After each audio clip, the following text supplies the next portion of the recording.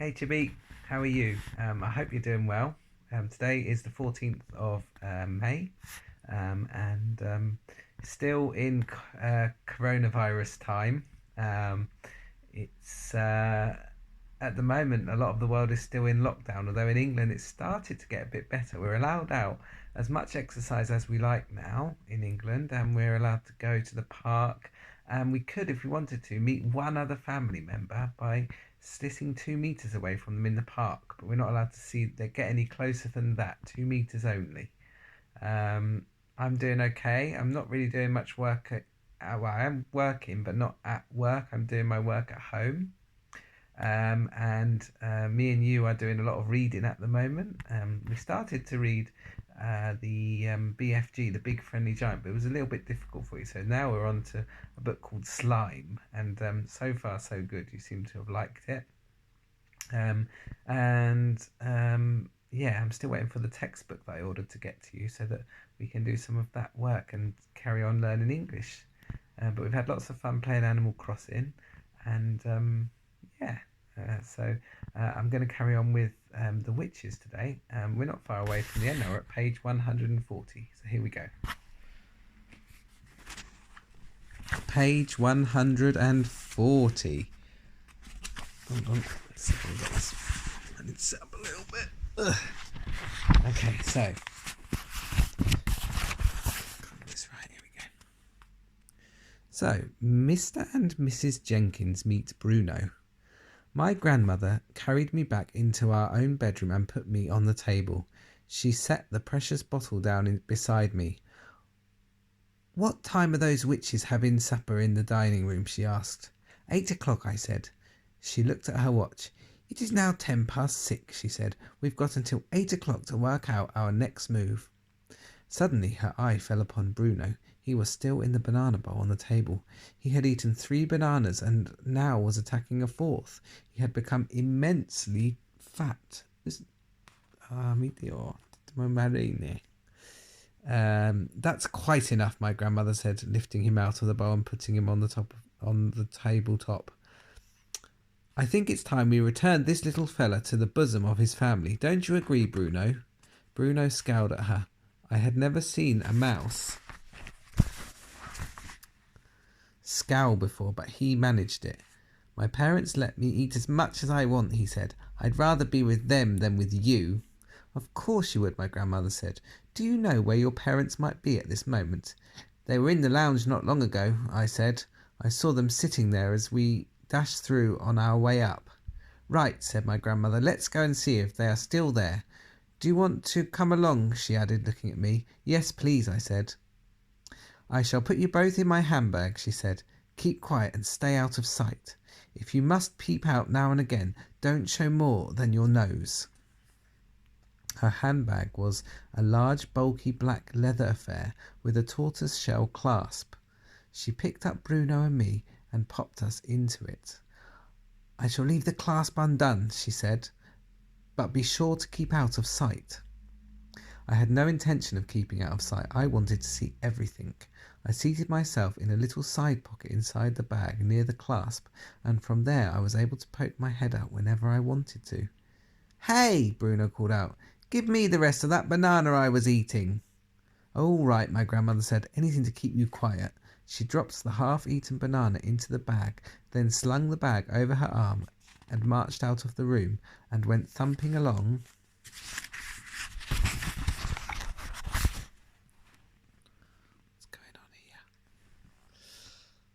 the corridor with her walking stick. We went down in the lift to the ground floor and made our way through the reading room to the lounge, and there, sure enough, sat Mr. and Mrs. Jenkins in a couple of armchairs with a low round glass-covered table between them. There were several other groups in there as well, but the Jenkinses were the only couple sitting alone. Mr. Jenkins was reading a newspaper. Mrs. Jenkins was knitting something large and mustard-coloured. Only my nose and eyes were above the clasp of my grandmother's handbag, but I had a super view. I could see everything. My grandmother, dressed in black lace, went thumping across the floor of the lounge and halted in front of the Jenkinses' table. "Are you Mr. and Mrs. Jenkins?" she asked. Mr. Jenkins looked at her over the top of his newspaper and frowned. "Yes," he said, "I am Mr. Jenkins. What can I do for you, madam?" "I'm afraid I have some rather alarming news for you," she said. "It's about your son Bruno." "What about Bruno?" Mr. Jenkins said. Mrs. Jenkins looked up but went on knitting. "What's the little blighter been up to now?" Mr. Jenkins asked. "Raiding the kitchen, I suppose." "It's a bit worse than that," my grandmother said. "Do you think we might go somewhere more private while I tell you about it?" "Private?" Mr. Jenkins said. "Why do we have to be private?"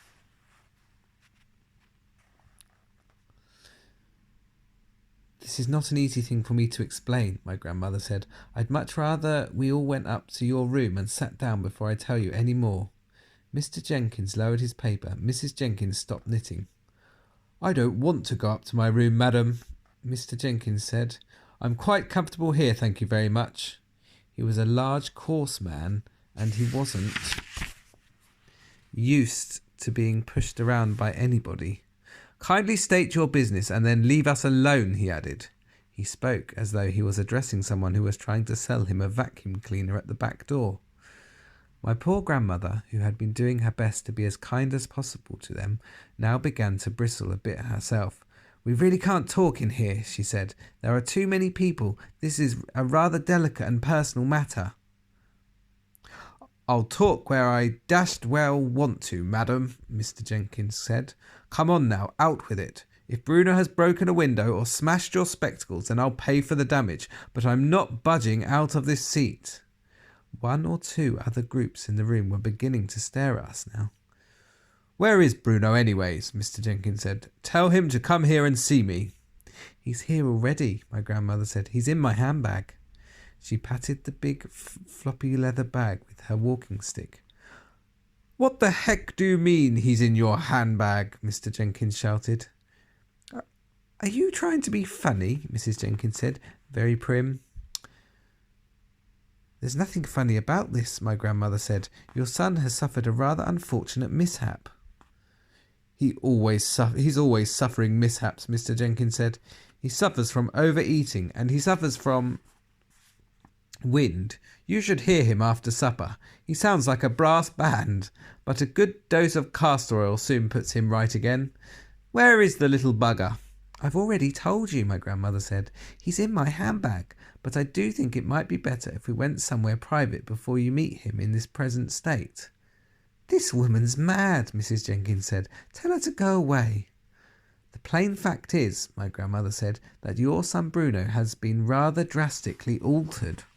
"Altered?" shouted Mr. Jenkins. "What the devil do you mean, altered?" "Go away," Mrs. Jenkins said. "You're a silly old woman." "I'm trying to tell you as gently as I possibly can that Bruno really is in my handbag," my grandmother said. "My own grandson actually saw them doing it to him." "Saw who doing what to him, miss? For heaven's sake," shouted Mr. Jenkins. He had a black moustache which jumped up and down when he shouted. "Saw the witches turning him into a mouse," my grandmother said. "Call the manager, dear," Mrs. Jenkins said to her husband. "Have this mad woman thrown out of the hotel." At this point, my grandmother's patience came to an end. She fished around in her handbag and found Bruno. She lifted him out and dumped him on the glass top table. Mrs. Jenkins took one look at the fat little brown mouse who was still chewing a bit of banana, and she let out a shriek that rattled the crystals on the chandelier above. She sprang out of her chair yelling, "It's a mouse! Take it away! I can't stand the things!" "It's Bruno," my grandmother said. "You nasty, cheeky old lady," shouted Mr. Jenkins. He started flapping his newspaper at Bruno, trying to sweep him off the table. My grandmother rushed forward and managed to grab hold of him before he was swept away. Mrs. Jenkins was still screaming her head off, and Mr. Jenkins was towering over us and shouting, "Get out of here! How dare you frighten my wife like that? Take your filthy animal away this instant!" "Help!" screamed Mrs. Jenkins. Her face had gone the colour of the underside of a fish. "Well, I did my best," my grandmother said, and with that she turned and sailed out of the room, carrying Bruno with her. Right, I think we've got time for another chapter. So the next chapter is called The Plan. I guess we're going to try and get the witches. When we got back to the bedroom, my grandmother took both me and Bruno out of her handbag and put us on the table. Why on earth did you speak up and tell your Why on earth didn't you speak up and tell your father who you were? She said to Bruno. Because I had my mouth full, Bruno said. He jumped straight back into the bowl of bananas and went on with his eating. What a very disagreeable little boy you are, my grandmother said to him. Not a boy, I said. Mouse. Quite right, my darling. But we don't have time to worry about him at this moment. We have plans to make. In about an hour and a half's time, all the witches will be going down to supper in the dining room, right? Right, I said. And every one of them has got to be given a dose of the mouse maker, she said. How on earth are we going to do that? Grandmama, I said, I think you are forgetting that a mouse can go places where human beings can't. That's right, she said. But even a mouse can't go creeping around on the tabletop carrying a bottle and sprinkling mouse maker all over the witch's roast beef without being spotted. I wasn't thinking of doing it in the dining room, I said.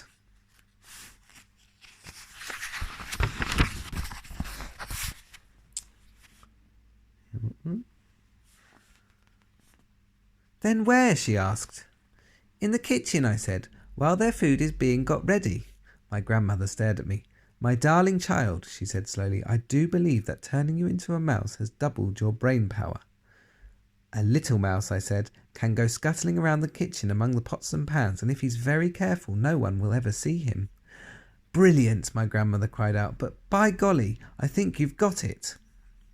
The only thing is, I said, how will I know which food is theirs? I don't want to put it in the wrong saucepan. It would be disastrous if I turned all the other guests into mice by mistake, and especially you, Grandmama. Then you'll just have to creep into the kitchen and find a good hiding place and wait and listen.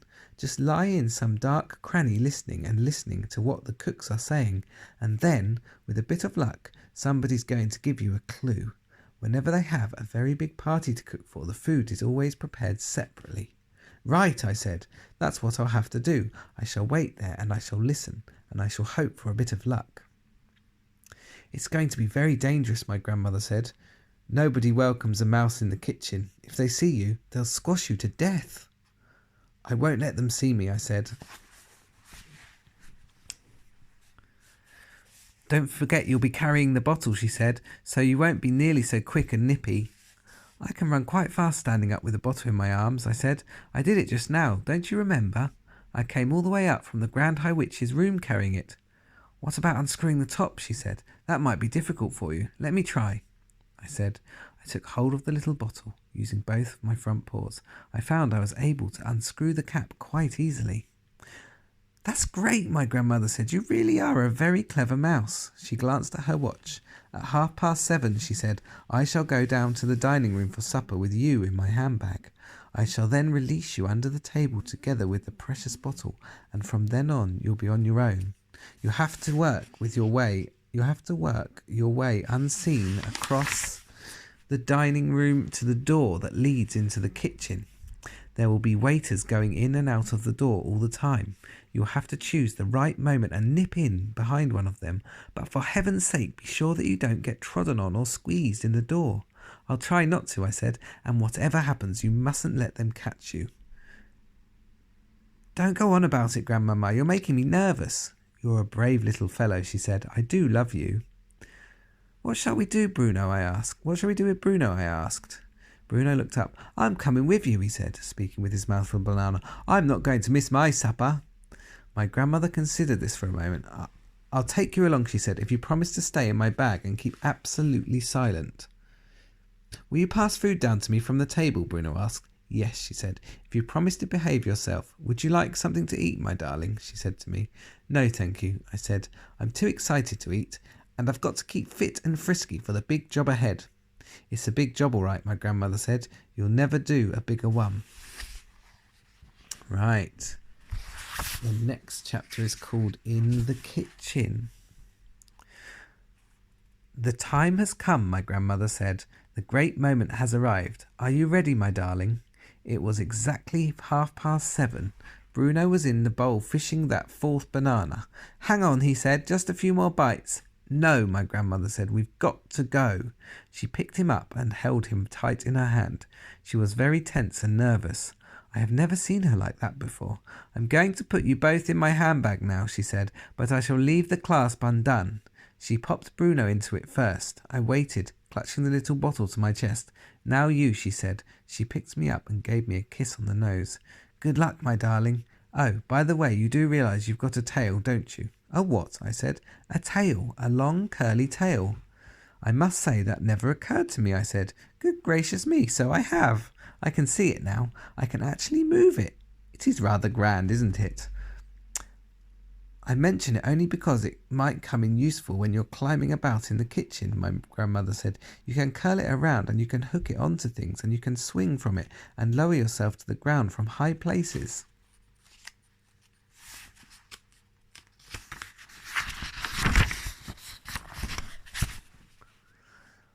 "I wish I'd known this before," I said. "I could have practiced using it." "Too late now," my grandmother said. "We've got to go." She popped me into her handbag with Bruno, and at once I took my usual perch in the small side pocket so that I could poke my head out and see what was going on. My grandmother picked up her walking stick, and out she went into the corridor to the lift. She pressed the button and the lift came up and she got in. There was one in there. There was no one in there with us. "Listen," she said. I won't be able to talk to you much once we're in the dining room. If I do, people will think I'm Dotty and talking to myself." The lift reached the ground floor and stopped with a jerk. My grandmother walked out of it and crossed the lobby of the hotel and entered the dining room. It was a huge room with gold decorations on the ceiling and big mirrors around the walls. The regular guests always had their tables reserved for them, and much of them were already in their places, starting to eat their suppers. Waiters were buzzing about all over the place, carrying plates and dishes. Our table was a small one beside the right-hand wall about halfway down the room. My grandmother made her way to it and sat down. Peeping out of the handbag, I could see in the very centre of the room 2 long tables that were not yet occupied. Each of them carried a notice fixed on a sort of silver stick, and the notices said, "Reserved for members of the RSPCC." My grandmother looked towards the long tables, but she said nothing. She unfolded her napkin and spread it over the handbag on her lap. Her hand slid under the napkin and took hold of me gently. With the napkin covering me, she lifted me up close to her face and whispered, "I'm about to put you on the floor under the table. The tablecloth reaches almost to the ground, so no one will see you. Have you got hold of the bottle?" "Yes," I whispered back. "I'm ready, Grandmama." Just then, a waiter in a black suit came and stood by our table. I could see his legs from under the napkin, and soon as I heard his voice, I knew who he was. His name was William. "Good evening, madam," he said to my grandmother. "Where is the little gentleman tonight?" "He's not feeling very well," my grandmother said. "He's staying in his room." "I'm sorry to hear that," William said. "Today there is a green pea soup to start with, and for the main course you have a choice of either grilled fillet of sole, which is a fish, or roast lamb." "Pea soup and lamb for me, please," my grandmother said. "But don't hurry it, William. I'm in no rush tonight. In fact, you can bring me a glass of dry sherry first." "Of course, madam," William said, and he went away. My grandmother pretended she had dropped something, and as she bent down, she slid me out from... Look, it's all happening. There's William, and there's Grandmama, and look, there's the reserved sign for the RSPCC, although you can't really read it very well. And I guess the boy's been dropped underneath the table. Oh, look, there he is. He's got the mouse. The grandson, he's taken the bottle and he's running into the kitchen and he's going to put it on the food when he finds out which one's the right ones. Under the napkin on the floor, under the table. "Go, darling, go," she whispered. Sorry. And then she straightened up again. I was on my own now. I stood clasping the little bottle. I knew exactly where the door to the kitchen was. I had to go about halfway round the enormous dining room to reach it. "Here goes," I thought, and like a flash I skittled out from under the table and made for the wall. I had no intention of going across the dining room floor. It was far too risky. My plan was to cling close to the skirting of the wall all the way round until I reached the kitchen floor door. Oh dearie dear, that looks very busy. You can see all sorts of stuff. Pizza and some sort of strange muffin thing. I don't know, maybe some sort of fish thing. Bowls and all the chefs working hard.